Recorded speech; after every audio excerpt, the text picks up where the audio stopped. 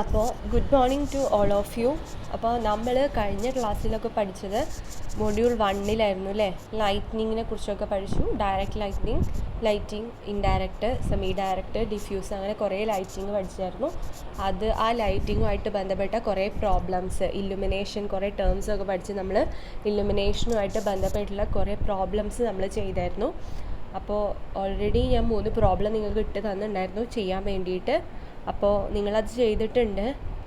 അത് ഞാൻ നോക്കിയിട്ടുണ്ട്. ചിലരുടെ തെറ്റുണ്ട്, ചിലരുടെ ശരിയുണ്ട്, അങ്ങനെയാണ്. അത് ഞാൻ ക്ലാസ്സിൽ വരുമ്പോൾ പറയാം. അപ്പോൾ നിങ്ങൾ നോട്ടിൽ അതുപോലെ തന്നെ എഴുതി വെക്കുക. എന്നാലും എനിക്ക് എന്തായിരുന്നു തെറ്റ് നിങ്ങൾക്ക് മനസ്സിലാക്കി തരാൻ പറ്റുള്ളൂ. അപ്പോൾ എന്താ നിങ്ങൾ എഴുതിയ അതന്നെ എഴുതി വെക്കുക. തെറ്റ് ഞാൻ ക്ലാസ്സിൽ വരുന്ന സമയത്ത് പറയാം കേട്ടോ. ഓൺലൈനിൽ ഇനിയിപ്പോൾ വേണമെങ്കിൽ ഒരു ദിവസം ആ പ്രോബ്ലം നിങ്ങളോട് അണ്ടർ ദ സെക്കൻഡ് ലാമ്പ് ചെയ്യാൻ പറഞ്ഞിരുന്നു അല്ലേ. ആ അണ്ടർ ദ സെക്കൻഡ് ലാമ്പ് ചെയ്തത് ശരി ഏതാന്നൊക്കെ ഞാൻ പറഞ്ഞുതരാം കേട്ടോ. അപ്പോൾ എന്നിട്ട് ഞാനത് ഒരു വീഡിയോ ആക്കിയിട്ട് പ്ലേ ചെയ്ത് തന്നിട്ടുണ്ടായിരുന്നു മൊഡ്യൂൾ 1. അപ്പോൾ മൊഡ്യൂൾ 1 നമ്മുടെ ഫുള്ള് കംപ്ലീറ്റ് ആയിട്ടുണ്ട്. പ്രോബ്ലം ചെയ്തിട്ടുണ്ട്. ഒരു 5-6 പ്രോബ്ലം നമ്മൾ ചെയ്തിട്ടുണ്ട്. സിമ്പിൾ പ്രോബ്ലംസും ഉണ്ട്, അതിൽ കോംപ്ലിക്കേറ്റഡ് ആയിട്ടുള്ള കുറച്ച് പ്രോബ്ലംസ് നമ്മൾ ചെയ്തിട്ടുണ്ട്. 15 മാർക്കിനൊക്കെ ചോദിക്കാറുള്ള പ്രോബ്ലം എന്ന് പറയുന്നത് 15 മാർക്കിനൊക്കെ ചോദിക്കാറുള്ള പ്രോബ്ലം എന്ന് പറയുന്നത് നമ്മൾ വലിയ problem under first lamp, under second lamp, mid point എന്ന് പറഞ്ഞിട്ട് ചെയ്തിട്ടില്ലേ, ആ പ്രോബ്ലംസാണ് കൂടുതലും ചോദിച്ച് കണ്ടിട്ടുള്ളത്. അപ്പോൾ അത് കൃത്യമായിട്ട് പഠിക്കുക. പിന്നെ തിയറി പോർഷൻസ് മൊത്തം നമ്മൾ പഠിച്ചു. വയറിങ് ആക്സസറീസ് എന്താണെന്ന് പഠിച്ചു, സർക്യൂട്ട് ബ്രേക്കേഴ്സ്, ഐസൊലേറ്റേഴ്സ്, അങ്ങനത്തെ കുറേ കാര്യങ്ങൾ, ലൈറ്റിങ്, അങ്ങനെ കുറേ കാര്യങ്ങൾ നമ്മൾ പഠിച്ചു. അങ്ങനെ ഫസ്റ്റ് മൊഡ്യൂൾ ഫുള്ള് കംപ്ലീറ്റ് ആയിട്ടുണ്ട്. അത് ഫുള്ള് കംപ്ലീറ്റ് ആണ്. പിന്നെ നമ്മൾ ഓൺലൈൻ ക്ലാസ്സിൽ തുടങ്ങി വെച്ച മൊഡ്യൂളാണ് ഇത്, മൊഡ്യൂൾ 4 എന്ന് പറയുന്നത് അല്ലേ. മൊഡ്യൂൾ 4 ആയിരുന്നു നമ്മൾ തുടങ്ങി വെച്ചിരുന്നത്. അതിൽ നമ്മൾ എസ്റ്റിമേഷൻ ഓഫ് സബ്സ്റ്റേഷനാണ് നമ്മൾ പഠിച്ചുകൊണ്ടിരുന്നുണ്ടായിരുന്നത് അല്ലേ. അപ്പോൾ ഈ ഒരു മൊഡ്യൂൾ എന്ന് പറയുന്നത് നമ്മൾ ഡ്രോയിങ്ങുമായിട്ട് വളരെ കണക്റ്റഡ് ആയിട്ടുള്ള ടോപ്പിക്സാണ് ഇതിൽ പറഞ്ഞുകൊണ്ടിരിക്കുന്നത് കേട്ടോ. അപ്പോൾ ഡ്രോയിങ്ങിൽ നമ്മൾ കുറേ സബ്സ്റ്റേഷൻസ് നമ്മൾ വരച്ചു അല്ലേ. 11 kV വരച്ചു, 220 kV, 66 kV, Paul mounted substation, അങ്ങനെ കുറേ സംഭവങ്ങൾ നമ്മൾ വരച്ചിട്ടുണ്ടല്ലേ. ആ വരച്ചിട്ടുള്ള സംഭവങ്ങളിലൊക്കെ കുറേ കോമ്പോണൻസ് നമ്മൾ കണ്ടിട്ടുണ്ടായിരുന്നു. Lightning arresters, wave trap, capacitors bank, അങ്ങനെ ബസ് ബാർ, അങ്ങനെ കുറേ സംഭവങ്ങൾ നമ്മൾ പഠിച്ചിട്ടുണ്ടായിരുന്നു അല്ലേ. എന്തിനൊക്കെ വേണ്ടിയിട്ടാണ് നമ്മൾ ബസ് ബാർ യൂസ് ചെയ്യണത്, അങ്ങനെ കുറേ കാര്യങ്ങൾ നമ്മൾ പഠിച്ചിട്ടുണ്ടായിരുന്നു, വരച്ചിട്ടുണ്ടായിരുന്നു. ആ വരച്ചതിനെയൊക്കെ ഒന്ന് എക്സ്പ്ലെയിൻ ചെയ്ത് പറയുന്ന ഒരു മൊഡ്യൂളാണ് എന്തെന്ന് പറയുന്നത്, മൊഡ്യൂൾ 4 എന്ന് പറയുന്നത്. അങ്ങനെ വലിയ കോംപ്ലിക്കേറ്റഡ് ആയിട്ടുള്ള മൊഡ്യൂളൊന്നുമല്ല. നിങ്ങൾ സാധാരണ ഒരു ഗ്രിഡ് അല്ലെങ്കിൽ ഒരു ഗ്രിഡ് സ്റ്റേഷനിൽ, ഒരു ഗ്രിഡ് സബ് സ്റ്റേഷനിൽ പോയി കഴിഞ്ഞാൽ കാണുന്ന കാര്യങ്ങളെ കുറിച്ചിട്ടും ഉള്ളൊരു പഠനമാണ് എന്തെന്ന് പറയുന്നത്, മൊഡ്യൂൾ 4 എന്ന് പറയുന്നത് കേട്ടോ. അപ്പോൾ വലിയ കാര്യങ്ങളൊന്നുമില്ല. ഈ ഒരു എസ്റ്റിമേഷൻ ആൻഡ് കോസ്റ്റിംഗ് എന്ന് പറഞ്ഞാൽ ഈ ഒരു സബ്ജക്റ്റിൽ പ്രധാനമായിട്ടും പഠിക്കാനുള്ളത് ഓരോ മൊഡ്യൂളിനും ഓരോ പ്രോബ്ലംസ് നമ്മൾ കോൺസെൻട്രേറ്റ് ചെയ്ത് പഠിക്കേണ്ടത് പ്രോബ്ലംസ് ആണ്. തിയറി പാർട്ട് ചോദിക്കും, എന്നാലും കോൺസെൻട്രേറ്റ് ചെയ്ത് പഠിക്കേണ്ടത് എന്താണ്, പ്രോബ്ലംസ് ആണ് കോൺസെൻട്രേറ്റ് ചെയ്ത് പഠിക്കണം. അപ്പോൾ ഫസ്റ്റ് മൊഡ്യൂളിൽ ഞാൻ പറഞ്ഞിട്ടുണ്ടായിരുന്നു ഏതായിരുന്നു, ആ ഇല്ലുമിനേഷൻ്റെ ഭാഗത്തുള്ള ഇക്വേഷൻസ് ഒക്കെ ഒന്ന് കാണാപ്പാടം പഠിക്കേണ്ട ആവശ്യമൊന്നുമില്ല, മനസ്സിലാക്കി പഠിച്ചാലും മതി. മനസ്സിലാക്കി പഠിച്ചാൽ മാത്രമേ അത് ചെയ്യാൻ പറ്റുള്ളൂ, കാണാപ്പാടം പഠിച്ചിട്ട് ചെയ്യില്ല. അതുകൊണ്ടാണ് കുറേ പേർക്ക് പ്രോബ്ലം ചെയ്തതിൽ തെറ്റിയിട്ടുണ്ട്. എനിക്ക് അയച്ചിരുന്ന PDF കുറേ എണ്ണം തെറ്റിയിട്ടുണ്ട്. തെറ്റാതെയും ചെയ്തവരുണ്ട്, തെറ്റാതെ ചെയ്തവരെന്ന് പറഞ്ഞാൽ വീഡിയോ കണ്ട ആൾക്കാരായിരിക്കും. വീഡിയോയിൽ ഏറ്റവും അവസാനമായിട്ട് ഞാൻ പറയുന്നുണ്ട് അണ്ടർ ലാമ്പ് 2 എങ്ങനെയാണ് ചെയ്യേണ്ടതെന്ന്. ആ ലാമ്പ് 2 എങ്ങനെയാണ് ചെയ്യേണ്ടതെന്ന് കേട്ടിട്ടുള്ളവർക്ക് മാത്രമേ അത് കൃത്യമായിട്ട് ചെയ്തിട്ടുണ്ടാവുള്ളൂ. അല്ലാത്തവർ ഞാൻ ആദ്യം ചെയ്ത് വെച്ച അതേ അണ്ടർ ലാമ്പ് 1 എങ്ങനെയാണോ ചെയ്തത് അതന്നെ കോപ്പി അടിച്ച് ചെയ്തിട്ടുണ്ടാവുക, അണ്ടർ ലാമ്പ് 2 ചെയ്തിട്ടുണ്ടാവില്ല അങ്ങനെ. അപ്പോൾ ശ്രദ്ധിച്ച് വീഡിയോ കണ്ടിട്ട് ഞാൻ കൃത്യമായിട്ട് വീഡിയോയിൽ എങ്ങനെയാണ് അത് ചെയ്യേണ്ടതെന്ന് പറഞ്ഞിട്ടുണ്ടായിരുന്നു. അങ്ങനെ വേണം ചെയ്യാൻ വേണ്ടിയിട്ട്. ഇനി അത് പോയിട്ട് അത് തെറ്റായത് ഞാൻ പറഞ്ഞിട്ടുണ്ട് കേട്ടോ. അപ്പോൾ ഈ ഒരു മൊഡ്യൂൾ 4 ആണ്. അപ്പോൾ ഇന്ന് എടുക്കുന്ന ടോപ്പിക്സ് നിങ്ങൾ എന്ത് എഴുതണം, നമ്മൾ മൊഡ്യൂൾ 1 എന്ന് പറയുന്നത് ബുക്കിൻ്റെ ഫ്രണ്ട് പേജ് തൊട്ടാണ് എഴുതിക്കൊണ്ടിരുന്നത്. അപ്പോൾ ഇന്ന് എടുക്കുന്ന ടോപ്പിക്ക് മൊഡ്യൂൾ 4 ആണ്. അത് ബാക്ക് പേജിൽ നിന്നാണ് നമ്മൾ എഴുതിക്കൊണ്ടിരുന്നത്. ആ ബാക്ക് പേജിൽ നിന്ന് തുടർച്ചയായിട്ട് എഴുതിക്കൊണ്ട് വരികയാണ് ചെയ്യണത്. അപ്പോൾ കഴിഞ്ഞ ക്ലാസ്സിൽ നടന്നതിൻ്റെ ഒരു ഓവർവ്യൂ ഞാനിപ്പോൾ പറഞ്ഞുതരാം. നമ്മൾ ഈ മൊഡ്യൂളിൽ പഠിച്ചുകൊണ്ടിരിക്കുന്നത് എസ്റ്റിമേഷൻ ഓഫ് സബ്സ്റ്റേഷനെ കുറിച്ചിട്ടാണ്. അതിൽ നമ്മൾ പറഞ്ഞു ഒരു ഓവർഹെഡ് ലൈനും ഉണ്ടായിരിക്കും, അണ്ടർഗ്രൗണ്ട് ലൈനും ഉണ്ടായിരിക്കും എന്ന് പറഞ്ഞു അല്ലേ. ഓവർഹെഡ് ലൈൻസ് എന്ന് പറയുന്നത് മുകളിലൂടെ പോകുന്നത്, അണ്ടർഗ്രൗണ്ട് എന്ന് പറഞ്ഞാൽ ഗ്രൗണ്ട് ലെവലിലൂടെ പോകുന്ന ലൈൻസാണ് ഓവർഹെഡ് ലൈനും അണ്ടർഗ്രൗണ്ട് കേബിൾസ് എന്ന് പറയുന്നതെന്ന് പറഞ്ഞു അല്ലേ. അതിൽ ഓവർഹെഡ് ലൈൻസിനെ കുറിച്ച് കുറേ കാര്യങ്ങൾ നമ്മൾ പറഞ്ഞു. അതിലുള്ള മേജർ കോമ്പണൻസ്, ഓവർഹെഡ് ലൈനിലുള്ള മേജർ കോമ്പണൻസിനെ കുറിച്ച് പറഞ്ഞു. സപ്പോർട്ട്സ് ഉണ്ട്. സപ്പോർട്ട്സ് എന്ന് പറയുന്നത് അത് ക്യാരി ചെയ്യാൻ ആവശ്യമായിട്ടില്ല, അത് അതിലൂടെ ആയിരിക്കും എന്ത് പോകുന്നത്, കണ്ടക്ടേഴ്സ് പോകുന്നതെന്ന് പറയുന്നത്. അപ്പോൾ ഒരു പോൾസോ അല്ലെങ്കിൽ ടവേഴ്സോ ആയിരിക്കും സപ്പോർട്ട്സ് ആയിട്ട് നമ്മൾ കണക്കാക്കുന്നതെന്ന് പറഞ്ഞു.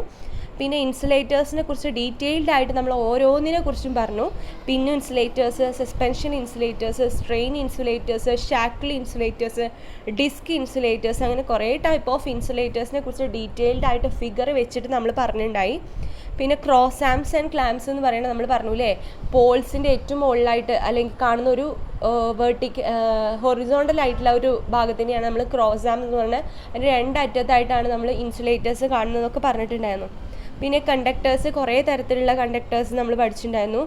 അലുമിനിയം, ACSR, AAC, അങ്ങനെ കുറേ ടൈപ്പ് കണ്ടക്ടേഴ്സ് നമ്മൾ പഠിച്ചിട്ടുണ്ടായിരുന്നു അല്ലേ. പിന്നെ അടുത്ത guys and stays, Guy wire എന്നൊക്കെ പറഞ്ഞിട്ട് നമ്മൾ പഠിച്ചു. ലൈറ്റ്നിങ് അറസ്റ്റേഴ്സ്, ലൈറ്റ്നിങ്ങിന് പ്രിവെൻറ്റ് ചെയ്യാൻ വേണ്ടിയിട്ടുള്ളതാണ്, ഹൈ വോൾട്ടേജിനെ പ്രിവെൻറ്റ് ചെയ്യാൻ വേണ്ടിയിട്ടുള്ളതാണെന്നൊക്കെ പറഞ്ഞു. പിന്നെ ഫ്യൂസസ് ആൻഡ് ഐസൊലേറ്റേഴ്സ്, ഇതൊക്കെ പ്രൊട്ടക്ഷൻ ഡിവൈസ് ആണെന്ന് പറഞ്ഞു. പിന്നെ എർത്ത് വയർ എന്ന് പറയുന്നത് എർത്തിലോട്ട് കണക്ട് ചെയ്തിട്ടുള്ള വയറാണ് അല്ലേ. എർത്ത് വയർ എന്ന് പറയുന്നത് ടവേഴ്സിൻ്റെ ടോപ്പ് ഓഫ് ദ ടവേഴ്സിലൂടെ പോകുന്ന ഇതിനെയാണ് എർത്ത് വയേഴ്സ് എന്ന് പറയുന്നത്. ലൈറ്റ്നിങ് എന്നൊക്കെ പ്രിവെൻറ്റ് ചെയ്യാൻ വേണ്ടിയിട്ടാണ് എർത്ത് വയേഴ്സ് കൊടുത്തിട്ടുള്ളതെന്നൊക്കെ പറഞ്ഞു അല്ലേ. അടുത്തത് ഗോഡ് വയേഴ്സ് എന്തായിരുന്നു? ഗോഡ് വയേഴ്സ് എന്ന് പറഞ്ഞാൽ എന്താ, അഥവാ എന്തെങ്കിലും ബ്രേക്ക് ആയി കഴിഞ്ഞാൽ നേരെ വീഴുന്നത് അതിലോട്ടാവണം അല്ലേ, ആ ഒരു ലൈൻ അതിലൂടെ ഇങ്ങനെ പോകുന്നുണ്ടാവും. ഗോഡ് വയേഴ്സ് എന്ന് പറയുന്നത് അതിലോട്ടായിരിക്കണം അത് വീഴുന്നുണ്ടാവുക. നമ്മളെ കണ്ടക്ടേഴ്സിന് എന്തെങ്കിലും ഒരു പ്രോബ്ലം വന്നു കഴിഞ്ഞാൽ അത് വീഴുന്നുണ്ടാവുക. അത് കഴിഞ്ഞിട്ട് നമ്മൾ ടൈപ്പ് ഓഫ് കണ്ടക്ടേഴ്സ് നമ്മൾ പറഞ്ഞു. ആദ്യകാലങ്ങളിൽ കോപ്പറാണ് യൂസ് ചെയ്യുന്നത്, ഇപ്പോൾ നമ്മൾ അലുമിനിയാണ് യൂസ് ചെയ്യുന്നത്. അലുമിനിയത്തിൻ്റെ തന്നെ വേറെ വേറെ ടൈപ്പ് ഓഫ് നമ്മൾ പറഞ്ഞു.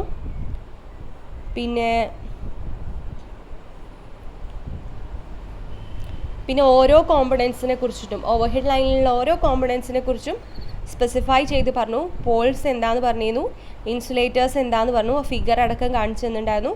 പിന്നെ ഓരോ ഇൻസുലേറ്റേഴ്സും, pin insulators, suspension insulators, strain insulators, stay insulators, shackle insulators എന്താണെന്ന് പറഞ്ഞു. പിന്നെ സ്റ്റേയ്സ് എന്താണെന്ന് പറഞ്ഞിട്ടുണ്ടായിരുന്നു അല്ലേ.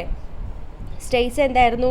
ഒരു പോളിൻ്റെ സൈഡ് ഭാഗത്ത് നമ്മൾ വലിച്ചു കെട്ടിയിട്ടുള്ള ഒരു കമ്പി നിങ്ങൾക്ക് കാണാൻ പറ്റും. നമ്മൾ റോഡിലൂടെയൊക്കെ പോകുന്ന സമയത്ത് നമുക്ക് കാണാൻ പറ്റും ഒരു സൈഡിലൂടെ ഒരു കമ്പി വലിച്ചു കെട്ടിയിരിക്കുന്നത്. അതിനെയാണ് എന്തെന്ന് പറയുന്നത്? സ്റ്റേയ്സ് അല്ലെങ്കിൽ ഗൈസ് എന്ന് പറയുന്നത് കേട്ടോ. പിന്നെ ഗാർഡിങ്സ് എന്ന് പറയുന്നത് എന്തിനാ? നമ്മളുടെ കണ്ടക്ടേഴ്സ് പോകുന്നതിൻ്റെ അടിയിൽ കൂടെ കൊടുക്കുന്ന വയറാണ് ഗാർഡ് വയർ എന്ന് പറയുന്നത്. അപ്പോൾ എന്തെങ്കിലും പ്രോബ്ലം ഉണ്ടായി കഴിഞ്ഞാൽ ആ കണ്ടക്ടേഴ്സ് ബ്രേക്ക് ആവാനുള്ള ഒരു ചാൻസ് വന്നു കഴിഞ്ഞാൽ ആ ബ്രേക്ക് ആവുന്ന കേസിൽ അത് താഴോട്ട് വീണ് കഴിഞ്ഞാൽ എന്താ പ്രോബ്ലംസ് കുറേ ഉണ്ടാവില്ലേ, ഷോക്ക് അടിക്കാനൊക്കെ സാധ്യത ഉണ്ടാവും. അത് ഒഴിവാക്കാൻ വേണ്ടിയിട്ട് കണ്ടക്ടേഴ്സ് ആദ്യം വീഴേണ്ടത് എങ്ങോട്ടായിരിക്കണം? നമ്മളുടെ ആ ഗാർഡ് വയറിലോട്ടായിരിക്കണം. ഗാർഡ് വയർ എർത്ത് ചെയ്തിട്ടുണ്ടായിരിക്കും. അതിനൊരു പ്രൊട്ടക്ഷന് വേണ്ടിയിട്ടാണ് നമ്മൾ ഗാർഡ് വയർ കൊടുത്തിട്ടുള്ളതെന്നാണ് പറഞ്ഞത്. അത് കഴിഞ്ഞ് 2 ടൈപ്പ് ഓഫ് ഗാർഡ് വയേഴ്സ് ഉണ്ട്. ക്രാഡിൽ ഗാർഡും ഉണ്ട്, കേജ് ഓർ ബോക്സ് ഗാർഡ് ഉണ്ടെന്ന് പറഞ്ഞു. പിന്നെ ക്രോസ് ആം എന്താന്ന് പറഞ്ഞു. ആ ഫിഗറിൽ കാണിച്ചിരിക്കുന്ന ഹൊറിസോണ്ടൽ ലൈനിനെയാണ് നമ്മൾ എന്ത് പറയുന്നത്? ക്രോസ് ആം എന്ന് പറയുന്നത്. പിന്നെ സാഗ് കണ്ടുപിടിക്കാനുള്ള ഇക്വേഷൻസും പറഞ്ഞു. ഇനി ഇന്നത്തെ ടോപ്പിക് എന്ന് പറയുന്നത് എസ്റ്റിമേഷൻ ഓഫ് സബ്സ്റ്റേഷനാണ് ഇന്നത്തെ ഒരു ടോപ്പിക് എന്ന് പറയുന്നത് കേട്ടോ. അപ്പോൾ നമുക്ക് ഓൾറെഡി നമ്മൾ പഠിച്ചിരുന്നു അല്ലേ, ഡ്രോയിങ്ങിലൊക്കെ പഠിച്ചിരുന്നു സബ്സ്റ്റേഷൻ എന്താന്ന്. 11 kV സബ്സ്റ്റേഷൻ, 220 kV സബ്സ്റ്റേഷൻ ഒക്കെ നമ്മൾ പഠിച്ചു അല്ലേ. അപ്പോൾ എന്താണ് ഒരു സബ്സ്റ്റേഷൻ എന്ന് പറഞ്ഞാൽ എന്താ? ഒരു സബ്സ്റ്റേഷൻ എന്ന് പറഞ്ഞാൽ അത് ഡിഫൈൻ ചെയ്തിരിക്കുന്നത് എങ്ങനെയാണ്? A substation may be defined as an assembly of various electrical apparatus installed to perform any one or two or all of the following operation. അപ്പോൾ ഒരു സബ്സ്റ്റേഷൻ എന്ന് പറയുന്നത് ധാരാളം കോമ്പണൻസിൻ്റെ ഒരു കൂട്ടായ്മയാണ്. ഒരു സബ്സ്റ്റേഷനിൽ കുറേ കോമ്പണൻസ് ഉണ്ടായിരിക്കും. ഓരോ കോമ്പണൻസിനും ഓരോ സ്പെസിഫൈ ചെയ്തിട്ടുള്ള ഓരോ ഫങ്ഷനും ഉണ്ടായിരിക്കും. അങ്ങനെ ചേർന്നിട്ടുള്ള ഒരു ഗ്രൂപ്പ് ഓഫ് കോമ്പണൻസ് പ്രത്യേകം ഫങ്ഷൻസ് ചെയ്യുന്ന ഒരു സംഭവത്തിനെയാണ് എന്തെന്ന് പറയുന്നത്? ഒരു അസംബ്ലിനെയാണ്, ഒരു കൂട്ടായ്മേനെയാണ് എന്ത് പറയുന്നത്? നമ്മളുടെ ഒരു സബ്സ്റ്റേഷൻ എന്ന് പറയുന്നത്. മനസ്സിലായോ? ഇനി അത് എന്തൊക്കെ ഫങ്ഷൻസ് ആണ് ചെയ്യുന്നതെന്ന് പറയുന്നത് എന്താണ്? ഈ ഫങ്ഷൻസ് ഒക്കെ ചെയ്യുന്നതെന്ന് പറഞ്ഞാൽ ഒരു സബ്സ്റ്റേഷൻ എന്ന് പറഞ്ഞു കഴിഞ്ഞാൽ അതിൻ്റെ ഉള്ളിലുള്ള ഓരോ കോമ്പണൻസ് ആണ് ഓരോ ഫങ്ഷൻസ് ചെയ്തുകൊണ്ടിരിക്കുന്നതെന്നാണ് പറയുന്നത്. അപ്പോൾ ഫസ്റ്റ് ഫങ്ഷൻ എന്ന് പറയുന്നത് to transform high to low voltage or vice versa. അപ്പോൾ നമ്മൾ എന്താ പറയുന്നത്? അതിലൊരു കോമ്പണൻറ്റ് ചെയ്യുന്ന ഒരു കാര്യമാണ് എന്ത്? ഹൈന്ന് ലോ വോൾട്ടേജ് ആവും, ലോന്ന് ഹൈ വോൾട്ടേജിലോട്ട് മാറ്റും. ഇത് എന്താ ചെയ്യുന്നത്? ട്രാൻസ്ഫോമറാണ്. സബ്സ്റ്റേഷനിലുള്ള ട്രാൻസ്ഫോമറാണ് ഹൈ ടു ലോ വോൾട്ടേജും ലോ ടു ഹൈ വോൾട്ടേജും നമുക്ക് മാറി മാറി തരുന്നതെന്നാണ് പറയുന്നത് കേട്ടോ. ഇനി സബ്സ്റ്റേഷനിൽ കറണ്ട് ട്രാൻസ്ഫോമർ ഉണ്ട്, പൊട്ടൻഷ്യൽ ട്രാൻസ്ഫോമർ ഒക്കെ ഉണ്ട് കേട്ടോ.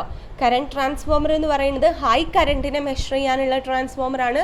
വോൾട്ടേജ് ട്രാൻസ്ഫോമർ അല്ലെങ്കിൽ പൊട്ടൻഷ്യൽ ട്രാൻസ്ഫോമർ എന്ന് പറയുന്നത് ഹൈ വോൾട്ടേജ് മെഷർ ചെയ്യാവുന്ന ട്രാൻസ്ഫോമറാണ്. ഇനി രണ്ടാമത്തെ ഒരു പോർഷൻ എന്ന് പറയുന്നത് to switch on and off the power lines. Power ലൈൻസിനെ ഓൺ ആക്കാനും ഓഫ് ആക്കാനും വേണ്ടിയിട്ടുള്ള അതിന് നമ്മൾ കുറേ സാധനങ്ങൾ എന്തൊക്കെയാണ്, ഫ്യൂസസ്, ഐസൊലേറ്റേഴ്സ്, സർക്യൂട്ട് ബ്രേക്കേഴ്സ് ഒക്കെ ഉണ്ട്. പവർ ലൈൻസിന് എന്തെങ്കിലും ഒരു പ്രോബ്ലം ഉണ്ടെന്ന് വെച്ചാൽ ആ പവർ ലൈൻ എന്ത് ചെയ്യേണ്ടി വരും, ഡൗൺ ചെയ്യേണ്ടി വരും. അതിനാണ് നമ്മൾ സർക്യൂട്ട് ബ്രേക്കേഴ്സ് ഒക്കെ നമ്മൾ യൂസ് ചെയ്യേണ്ടത്. അപ്പോൾ ഒരു സബ്സ്റ്റേഷൻ്റെ ഒരു അടുത്ത ഫംഗ്ഷൻ എന്ന് പറയുന്നത് എന്താ, to switch on and off the power lines.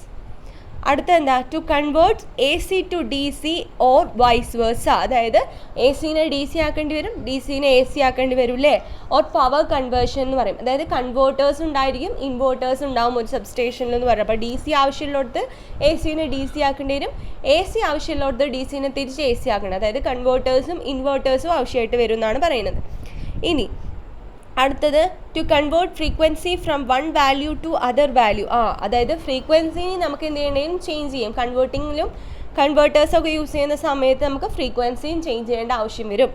അടുത്തത് to improve power factor by installing synchronous condenser at the end of the transmission line. അപ്പോൾ പവർ ഫാക്ടർ കറക്ഷൻ എന്ന് പറഞ്ഞൊരു സംഭവമുണ്ട്, പവർ ഫാക്ടർ ഇംപ്രൂവ്മെൻറ്റ്. അതിനാണ് നമ്മൾ സബ്സ്റ്റേഷനിൽ എന്ത് വെച്ചിട്ടുണ്ടാവുക, കപ്പാസിറ്റർ ബാങ്ക്സ് നമ്മൾ വെച്ചിട്ടുണ്ടാവുക. അപ്പോൾ കപ്പാസിറ്റർ ബാങ്ക് എന്ന് പറയുന്നത് പവർ ഫാക്ടർ ഇംപ്രൂവ്മെൻറ്റിന് വേണ്ടിയിട്ടാണ് യൂസ് ചെയ്യുന്നത്. അപ്പോൾ ഇത്രയും കാര്യങ്ങളാണ് നമ്മൾ ഒരു സബ്സ്റ്റേഷൻ്റെ ഫങ്ഷൻസ് എന്ന് പറയുന്നത്. അപ്പോൾ ഇനി ഫങ്ഷൻസ് ഉണ്ട്. ഈ സബ്സ്റ്റേഷൻ്റെ ഫങ്ഷൻസ് എന്ന് പറയുന്നത് എന്താ, അതിലുള്ള ഓരോ കോമ്പണൻസിൻ്റെയും ഫങ്ഷനെയാണ് നമ്മൾ സബ്സ്റ്റേഷൻ്റെ ഫങ്ഷൻസ് എന്ന് പറയുന്നത് കേട്ടോ. ഇനി കോമ്പണൻസ് ഇൻ സബ്സ്റ്റേഷൻ. ഇപ്പോൾ നമ്മൾ പറഞ്ഞു സബ്സ്റ്റേഷനിൽ ധാരാളം കോമ്പണൻസ് ഉണ്ടെന്ന്. നിങ്ങൾ ഡ്രോയിങ് പേപ്പർ എടുത്ത് നോക്കിയാൽ കാണാം 11 kV സബ്സ്റ്റേഷൻ അല്ലെങ്കിൽ 220 kV സബ്സ്റ്റേഷൻസ് ഒക്കെ നമ്മൾ വരയ്ക്കുന്ന സമയത്ത് ഇപ്പം നമ്മൾ ഏത് വോൾട്ടേജ് ആണോ നമ്മൾ എടുത്തത് അത് നമ്മൾ ലൈനായിട്ട് വരയ്ക്കും. ഫസ്റ്റ് തന്നെ നമുക്കൊരു wave trap, synchronous condenser, earth resistance, അതായത് എർത്ത് വയർ ഷോർട്ട് ചെയ്തിട്ടുണ്ടാവും. അങ്ങനെ കുറേ കാര്യങ്ങൾ നമ്മൾ അതിൽ കണ്ടിട്ടുണ്ടായിരുന്നു. ബസ് ബാസ്, ആ ഓരോന്നിനെ കുറിച്ചാണ് നമ്മൾ പറയുന്നത്. അതൊക്കെ ഇതിലുള്ള ഒരു സബ്സ്റ്റേഷനിലുള്ള കോമ്പണൻസ് ആണ് കേട്ടോ. അപ്പോൾ ഫസ്റ്റ് കോമ്പണൻ്റ് എന്ന് പറയുന്നത് നമ്മൾ പവർ ട്രാൻസ്ഫോമർ ആണ്. ഫസ്റ്റ് കോമ്പണൻ്റ് എന്ന് പറയുന്നത് ആ പവർ ട്രാൻസ്ഫോമറിൻ്റെ ഫിഗറും അവിടെ കാണിച്ചിട്ടുണ്ട് കേട്ടോ. അപ്പോൾ പവർ ട്രാൻസ്ഫോമർ എന്ന് പറയുന്നത് എന്താണ്, the main purpose of the power transformer is to step up the transmission voltage at the generating unit and step down the transmission voltage at the distribution unit. അപ്പോൾ നമുക്ക് power transformer എന്ന് പറഞ്ഞാൽ എന്താണ്, ഒരു generating station ഉണ്ടായിരിക്കും, ഒരു distribution station ഉണ്ടായിരിക്കും അല്ലേ. അപ്പോൾ ജനറേറ്റിംഗ് സ്റ്റേഷനിൽ നമുക്ക് എന്താ വേണ്ടത്, ഹൈ വോൾട്ടേജ് ആണ് നമുക്ക് ട്രാൻസ്മിറ്റ് ചെയ്യുന്നത്. എന്തുകൊണ്ടാണ് നമ്മൾ ഹൈ വോൾട്ടേജ് ട്രാൻസ്മിറ്റ് ചെയ്യേണ്ടത്, ട്രാൻസ്മിഷൻ ലോസ് കുറയ്ക്കാൻ വേണ്ടിയിട്ടാണ് നമ്മൾ ഹൈ വോൾട്ടേജ് ട്രാൻസ്മിറ്റ് ചെയ്യുന്നത്. ഡിസ്ട്രിബ്യൂഷൻ സ്റ്റേഷനിൽ നമുക്ക് ലോ വോൾട്ടേജ് ആയിരിക്കും വേണ്ടത്. അപ്പോൾ ലോ വോൾട്ടേജ് ആക്കി മാറ്റണം. അതിന് വേണ്ടിയിട്ടാണ് നമ്മൾ എന്ത് യൂസ് ചെയ്യുന്നത്, പവർ ട്രാൻസ്ഫോമേഴ്സ് യൂസ് ചെയ്യുന്നത് കേട്ടോ. രണ്ടാമത്തെന്ന് പറയുന്നത് ഇൻസ്ട്രുമെൻറ്റ് ട്രാൻസ്ഫോമേഴ്സ് ആണ്. The main purpose of an instrument transformer is to decrease high current as well as low voltage for a secure and realistic value. Instrument transformer എന്ന് പറയുന്നത് main purpose എന്ന് പറഞ്ഞാൽ voltage, high voltage measure ചെയ്യുക അല്ലെങ്കിൽ high current measure ചെയ്യുക, എന്നിട്ട് അതിനൊരു realistic വാല്യൂലോട്ട് എത്തിക്കുക എന്നുള്ളതാണ് ഇൻസ്ട്രുമെൻറ്റ് ട്രാൻസ്ഫോമർ ചെയ്യുന്നത്. അപ്പോൾ ഈ ഇൻസ്ട്രുമെൻറ്റ് ട്രാൻസ്ഫോമർ എന്ന് പറയുന്നത് 2 ടൈപ്പ് ഉണ്ട്. ഒന്ന് വോൾട്ടേജ് ട്രാൻസ്ഫോമർ ഉണ്ട്, ഒന്ന് കറണ്ട് ട്രാൻസ്ഫോമർ ഉണ്ട്. കറണ്ട് ട്രാൻസ്ഫോമർ ആണെന്നുണ്ടെങ്കിൽ ഹൈ കറണ്ട് മെഷർ ചെയ്യും, വോൾട്ടേജ് ട്രാൻസ്ഫോമർ ആണെന്നുണ്ടെങ്കിൽ ഹൈ വോൾട്ടേജ് മെഷർ ചെയ്യുകയാണ് ചെയ്യുക. ഇതാണ് ഒരു ഇൻസ്ട്രുമെൻറ്റ് ട്രാൻസ്ഫോമർ എന്ന് പറയുന്നത് കേട്ടോ. അതിൻ്റെ ഫിഗറാണ് കാണിച്ചിരിക്കുന്നത് ഇൻസ്ട്രുമെൻറ്റ് ട്രാൻസ്ഫോമറിൻ്റെ. മൂന്നാമത്തേതാണ് ലൈറ്റ്നിങ് അറസ്റ്റർ എന്ന് പറയുന്നത്. ലൈറ്റ്നിങ് അറസ്റ്റർ എന്താ, this is the first component in an electrical substation and the main function of these components is to protect the components of the substation from passing high voltage. Lightning arresters എന്ന് പറഞ്ഞാൽ ലൈറ്റ്നിങ്ങിന് prevent ചെയ്യാൻ വേണ്ടിയിട്ടുള്ളതാണ്. അപ്പോൾ ഒരു high voltage വരുന്ന സമയത്ത് നമ്മൾ ഡിവൈസൊക്കെ കത്തിപ്പോകാനുള്ള chance ഉള്ളതുകൊണ്ട് നമ്മൾ ലൈറ്റ്നിങ് അറസ്റ്റേഴ്സ് വെച്ചിട്ടുണ്ടാവും. ഈ ലൈറ്റ്നിങ് അറസ്റ്റേഴ്സ് എന്താണ്, ഒരു ലോ റെസിസ്റ്റൻസ് സംഭവമായിരിക്കും. അതിലൂടെ ഹൈ കറണ്ട് ഫ്ലോ ചെയ്യാൻ പറ്റും, അത് എർത്ത് ചെയ്തിട്ടുണ്ടായിരിക്കും. അപ്പോൾ ബാക്കിയുള്ള കോമ്പണൻസിനെ പ്രൊട്ടക്റ്റ് ചെയ്യാൻ വേണ്ടിയിട്ടുള്ള ഒരു സംഭവമാണ് എന്ത്, ലൈറ്റ്നിങ് അറസ്റ്റർ എന്ന് പറയുന്നത്. ഹൈ വോൾട്ടേജിനെ പ്രിവെൻറ്റ് ചെയ്യാനുള്ള ഒരു സംഭവമാണ്. നെക്സ്റ്റ് വൺ എന്ന് പറഞ്ഞാൽ വേവ് ട്രാപ്പർ എന്ന് പറഞ്ഞാൽ ആ ഫിഗറിൽ കാണുന്ന റൗണ്ട് ഷേപ്പിലുള്ള ഭാഗമാണ് എന്തെന്ന് പറയുന്നത്, വേവ് ട്രാപ്പർ എന്ന് പറയുന്നത്. The wave trapper is located on incoming lines to trap the high frequency signal. അപ്പോൾ നമ്മളുടെ സിഗ്നൽ, നമുക്ക് കുറേ സിഗ്നൽസ് ഉണ്ടായിരിക്കില്ലേ, അതിൽ നമുക്ക് വേണ്ട സിഗ്നലിനെ മാത്രം ആ ലൈനിലോട്ട് കടത്തിവിടാൻ. അപ്പോൾ നമുക്ക് 50 ഹെഡ്സ് ആണ് നമ്മളുടെ ഫ്രീക്വൻസി ഉള്ള സിഗ്നലിന് നമുക്ക് വേണ്ടതെന്ന് വിചാരിക്കുക. അപ്പോൾ ആ 50 ഹെഡ്സിനെ മാത്രം ആ ലൈനിലോട്ട് കടത്തിവിടണം, ബാക്കിയുള്ളതിനെയൊക്കെ പ്രിവെൻറ്റ് ചെയ്ത് അവിടെ നിർത്തണം. അതിന് വേണ്ടിയിട്ടാണ് നമ്മൾ എന്ത് യൂസ് ചെയ്യുന്നത്, വേവ് ട്രാപ്പർ എന്ന് പറയുന്ന സാധനം യൂസ് ചെയ്ത്. അപ്പോൾ ഹൈ ഫ്രീക്വൻസി സിഗ്നലിനെയൊക്കെ ട്രാപ്പ് ചെയ്ത് വെക്കാനാണ്, നമുക്ക് വേണ്ട സിഗ്നലിനെ മാത്രം കടത്തിവിടാൻ വേണ്ടിയിട്ടാണ് വേവ് ട്രാപ്പർ യൂസ് ചെയ്തിട്ടുള്ളത്. അതിൻ്റെ ഫിഗറാണ് ആ ഒരു ഡയഗ്രത്തിൽ കാണുന്നത് കേട്ടോ. അടുത്ത കോമ്പോണൻ്റ് ആണ് സർക്യൂട്ട് ബ്രേക്കർ എന്ന് പറയുന്നത്. അപ്പോൾ സർക്യൂട്ട് ബ്രേക്കർ എന്ന് പറയുന്നത് this is a type of electrical switch use to open or close the circuit when an error arises in the system. Circuit breaker എന്ന് പറയുന്നത് ഒരു ഇലക്ട്രിക്കൽ സ്വിച്ചാണ്. അതെന്തിനാണ് യൂസ് ചെയ്യുന്നത്, എന്തെങ്കിലും ഒരു ഇറർ വന്നാൽ സ്വിച്ച് ഓൺ ചെയ്യാനും ഓഫ് ചെയ്യാൻ വേണ്ടിയിട്ടുമാണ് അത് യൂസ് ചെയ്യുന്നത്. It includes 2 moving parts. ഒരു ഫിക്സഡ് പാർട്ട് ഉണ്ടാകും, ഒരു മൂവിങ് പാർട്ട് ഉണ്ടായിരിക്കും. അപ്പോൾ നോർമൽ കേസിലാണെങ്കിൽ അത് രണ്ടും ജോയിൻ ചെയ്തിട്ടായിരിക്കും ഉണ്ടായിരിക്കുക. അബ്നോർമൽ കേസ്, അതായത് വല്ല ഇററും വന്നു കഴിഞ്ഞാൽ എന്ത് ചെയ്യും, ആ കോണ്ടാക്ട് സെപ്പറേറ്റ് ആവും, സർക്യൂട്ട് ബ്രേക്കർ വിൽ ബ്രേക്ക്, അതായത് ട്രിപ്പ് ചെയ്യും, ആ സർക്യൂട്ട് ഡിസ്കണക്ട് ചെയ്യും. അങ്ങനെ ആ ഒരു സിസ്റ്റത്തിനെ പ്രൊട്ടക്റ്റ് ചെയ്യാണ് എന്ത് ചെയ്യുന്നത്, സർക്യൂട്ട് ബ്രേക്കർ ചെയ്യുന്നത് കേട്ടോ. നെക്സ്റ്റ് വൺ എന്ന് പറയുന്നത് ബസ് ബാർ ആണ്. അപ്പോൾ ഒരു സബ്സ്റ്റേഷനിലെ ഏറ്റവും ഇമ്പോർട്ടൻറ്റ് കോമ്പോണൻ്റ് എന്ന് പറയുന്നത് ബസ് ബാർ ആണ്. നമ്മൾ ഡ്രോയിങ് വരച്ച സമയത്ത് നമ്മൾ കണ്ടിട്ടുണ്ടായിരുന്നു അല്ലേ. ഇപ്പോൾ ഒരു ഫസ്റ്റ് 11 kV ആണെന്ന് വിചാരിക്കുക, ആ 11 kVനെ 220 kV ആക്കിയിട്ടുണ്ടെന്നുണ്ടെങ്കിൽ ആ 220 kVനെ എങ്ങോട്ട് കൊടുക്കണം, ആദ്യം ബസ് ബാറിലോട്ട് കൊടുക്കണം. ആ ബസ് ബാർ അപ്പോൾ എന്തായിരിക്കും, 220 kV ബസ് ബാർ ആയിരിക്കും. പിന്നെ 220 kVനെ വീണ്ടും 66 kV ആയിട്ട് സ്റ്റെപ്പ് ഡൗൺ ചെയ്യുകയാണെന്നുണ്ടെങ്കിൽ ആ 66 kVനെ എങ്ങോട്ട് കൊടുക്കണം, ബസ് ബാറിലോട്ട് കൊടുക്കണം. അപ്പോൾ ആ ബസ് ബാർ എന്തായിരിക്കും, 66 kV ആയിരിക്കും. അങ്ങനെ നമ്മൾ ഡ്രോയിങ്ങിൽ വരച്ചിട്ടുണ്ടായിരുന്നു അല്ലേ. അപ്പോൾ ബസ് ബാർ എന്ന് പറയുന്നത്, the bus bar is A very important component in an electrical substation. It is a kind of current carrying conductor where many connections are made. In other terms, it can be defined as it is one of the electrical connection where the incoming current and outgoing current takes place. അപ്പോൾ നമ്മൾ സബ്സ്റ്റേഷനിൽ പോയി കഴിഞ്ഞാൽ bus bar ഇങ്ങനെ കാണൂല്ലേ, incoming lines ഉണ്ടാവും, out going feeders ഉണ്ടാവും. അപ്പോൾ നമ്മൾ ഏത്, ഇപ്പോൾ 11 kV ബസ് ബാർ ആണെങ്കിൽ അതിന് 11 kV ലൈൻ നമുക്ക് എടുക്കാം, 66 kV ഉണ്ടെങ്കിൽ 66 kV എടുക്കാം. മോനെ നമുക്ക് ആവശ്യമുള്ള വോൾട്ടേജ് ഏതാണോ അതിനനുസരിച്ചായിരിക്കണം ഓരോ ബസ് ബാറിനും നമ്മൾ എടുക്കേണ്ടത് കേട്ടോ. ഇനി അടുത്തത് ഐസൊലേറ്റേഴ്സ് ഇൻ സബ്സ്റ്റേഷൻ. ഐസൊലേറ്റേഴ്സ് എന്ന് പറഞ്ഞാൽ എന്താ, നമ്മൾ ഓൾറെഡി നമ്മുടെ ഫസ്റ്റ് മൊഡ്യൂളിൽ നമ്മൾ പഠിച്ചു. ഐസൊലേറ്റേഴ്സ് എന്ന് പറയുന്നത് ഒരു ഇലക്ട്രിക്കൽ സ്വിച്ചാണ്, സർക്യൂട്ട് ബ്രേക്കറിനെ പോലെ തന്നെയാണ്. പക്ഷേ ഐസൊലേറ്റർ എന്ന് പറയുന്നത് എന്തിലാണ് യൂസ് ചെയ്യുന്നത്, നോ ലോഡ് കണ്ടീഷനിലാണ് ഐസൊലേറ്റർ നമ്മൾ യൂസ് ചെയ്യുന്നതെന്ന് പറഞ്ഞു അല്ലേ. സർക്യൂട്ട് ബ്രേക്കർ നമ്മൾ എപ്പോഴാണ് യൂസ് ചെയ്യുന്നത്, ഓൺ ലോഡിലാണ് നമ്മൾ യൂസ് ചെയ്യുന്നത്. ഓൺ ലോഡിൽ എന്തെങ്കിലും പ്രശ്നം വന്നാൽ അത് ട്രിപ്പ് ആവുന്നതാണ് സർക്യൂട്ട് ബ്രേക്കർ. പക്ഷേ ഐസൊലേറ്റർ എന്ന് പറയുന്നത് നോ ലോഡ് സമയത്ത് നമ്മൾ എന്തെങ്കിലും പ്രശ്നം വന്നാൽ അത് ഓഫ് ആക്കുകയാണ് ചെയ്യുക, എന്നിട്ട് അതിലുള്ള പ്രോബ്ലംസ് ഒക്കെ സോൾവ് ചെയ്യുകയാണ് ചെയ്യുന്നത്. കപ്പാസിറ്റർ ബാങ്ക്സ് എന്തിനാണെന്നാണ് പറഞ്ഞത്, പവർ ഫാക്ടർ ഇമ്പ്രൂവ്മെൻറ്റിന് വേണ്ടിയിട്ടാണ് കപ്പാസിറ്റർ ബാങ്ക്സ് നമ്മൾ യൂസ് ചെയ്യുന്നതെന്ന് പറഞ്ഞു.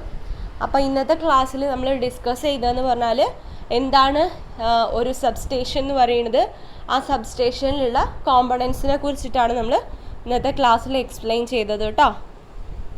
അപ്പോൾ നിങ്ങൾ ചെയ്യേണ്ട എന്താണെന്ന് വെച്ചാൽ ഇത്രയും കാര്യങ്ങൾ, ഈ എസ്റ്റിമേഷൻ ഓഫ് സബ്സ്റ്റേഷൻസ്, അതായത് എസ്റ്റിമേഷൻ ഓഫ് സബ്സ്റ്റേഷൻ എന്നൊരു മെയിൻ ഹെഡിങ് എഴുതുക, എന്നിട്ട് അതിൻ്റെ ഒരു ഡെഫിനേഷൻ കൊടുക്കുക.